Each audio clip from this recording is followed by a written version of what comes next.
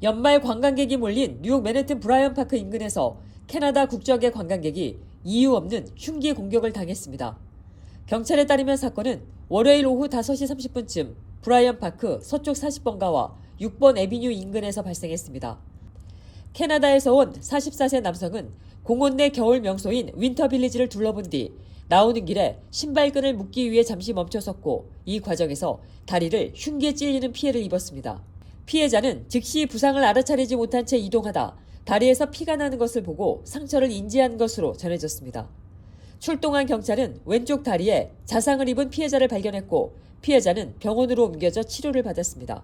생명에는 지장이 없는 상태입니다. 경찰은 별다른 충돌 없이 발생한 묻지마 범행으로 보고 있으며 시민들의 제보를 요청하고 있습니다. 미 전역 22개 주에서 생굴을 먹은 뒤 살모넬라균에 감염되는 집단 식중독 사례가 확인됐습니다. 연방질병예방통제센터에 따르면 생굴 섭취 후 살모넬라에 감염된 환자는 모두 64명으로 집계됐으며 이 가운데 20명은 병원에 입원해 치료를 받았습니다.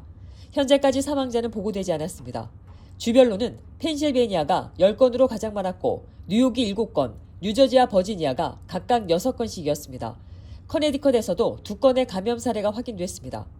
감염은 지난 6월 말부터 11월 말 사이에 발생한 것으로 파악됐습니다. 전문가들은 살모넬라 감염을 확인하는데 최대 3에서 4주가 걸릴 수 있고 검사 없이 회복되는 경우도 많아 실제 감염자 수는 더 많을 가능성이 있다고 설명했습니다. 살모넬라에 감염되면 설사와 발열, 복통 등의 증상이 나타나며 보통 섭취 후 6시간에서 6일 이내 시작됩니다. 보건당국은 생물 섭취 후 증상이 나타날 경우 즉시 의료기관을 찾을 것을 당부했습니다. 뉴저지주 웨인의 윌로우 브룩몰에서 총성이 울리는 소동이 벌어져 경찰이 관련자 3명을 검거했습니다.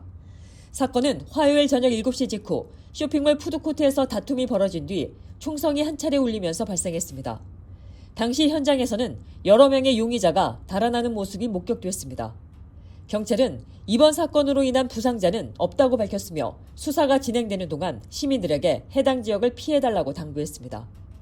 경찰은 또 수요일 새벽 이번 다툼과 관련해 성인 2명과 미성년자 1명 등 모두 3명을 검거했다고 발표했습니다. 최초 신고가 접수되자 현장에는 대규모 경찰력이 투입됐고 쇼핑몰 안에 있던 시민들은 한동안 대피 조치를 받았습니다.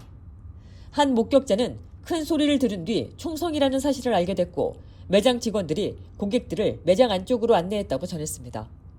경찰은 현재 정확한 사건 경위를 조사하고 있습니다. 뉴욕시 저소득 주택복권 신청을 놓친 주민들에게 다시 기회가 열렸습니다.